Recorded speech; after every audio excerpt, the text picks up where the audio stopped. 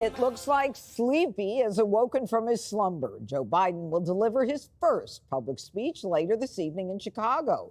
And privately, the Democrats aren't thrilled. One ex-Biden campaign advisor puts a quote, "The country would be better served if he rode off into the sunset." And check out Rahm Emanuel's lackluster response to the big guy's reemergence.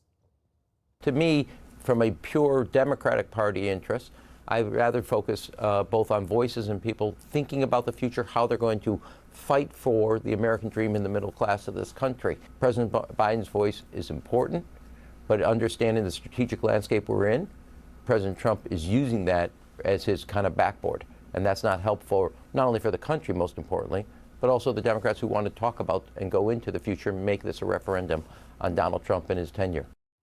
So, Jessica, why is Joe coming out now?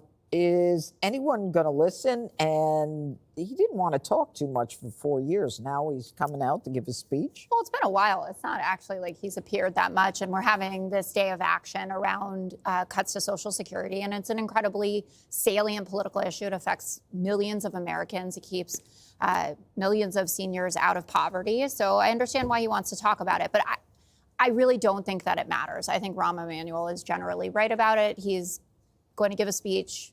There'll be little fanfare. I think Democrats are focused on how we can win in the midterms and then hopefully again in 2028. And there are some signs that the tide is shifting in our proverbial direction, being up on the generic ballot. This is now the first time since May 2021 that Democrats are favored as to who can better handle the economy.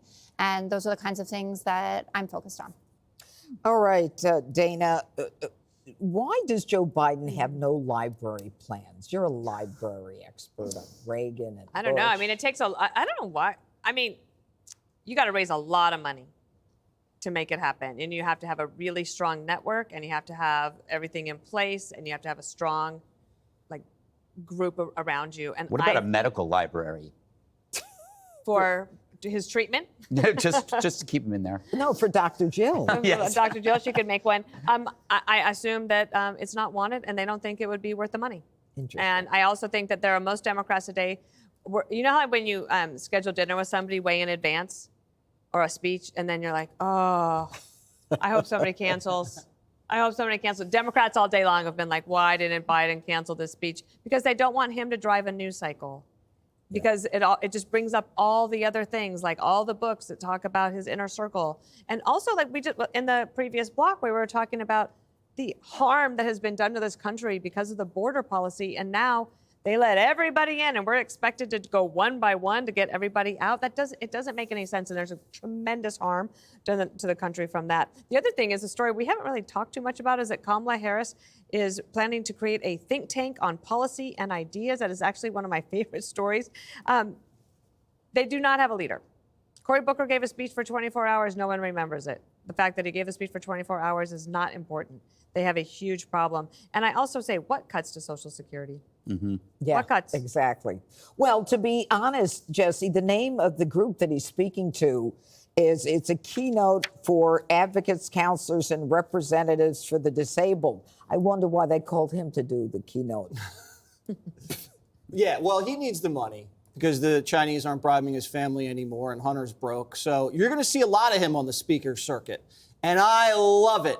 First, in the beginning of the week, they're defending MS-13. Now they're going to have to talk about the big guy for the next 48 hours, and they'll probably say the Easter Bunny's trans by the weekend. You know how these things go. This guy is hated.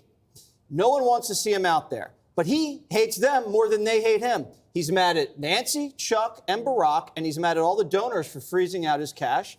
And he's pissed at all of his people that work for him for leaking to all of these authors. So he's going to come out and he's going to lay everybody out. He's going to say, I told you, look what Doge is doing. Look at the stock market, even though it's off like 7%.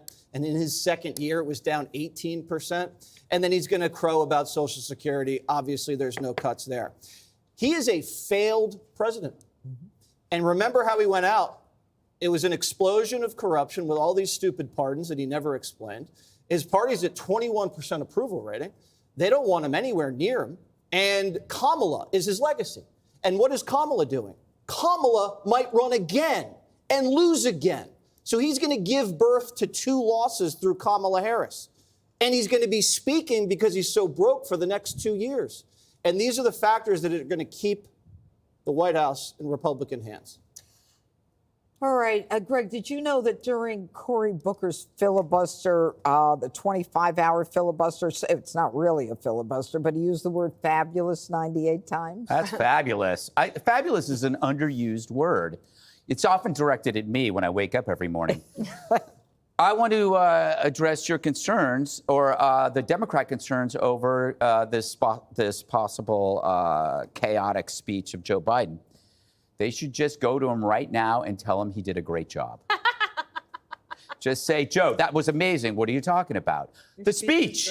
It was incredible. And then you have like fake, you just doctor up some fake articles and go, look, yeah. Biden kills it. Look, Joe Biden presided over the fall of his party, but it wasn't his fault. You know, he was given a ceremonial post under the assumption that the machine would run itself. But the machine was operated by a resentful mob of deconstructionists who want to unpack biology, crime, gender, capitalism, work, speech. They wanted to take it all apart. But as long as Joe had Air Force One, a cool jacket, a place to nap, fluorescent duct tape on the ground to lead him down his path, he wasn't going to complain. He wasn't a president. He was the perfect house guest because it never was his house. Wow. All right, up next, President Trump dropping the hammer on woke Harvard. Click here to subscribe to the Fox News YouTube page to catch our hottest interviews and most compelling analysis. You won't get it anywhere else.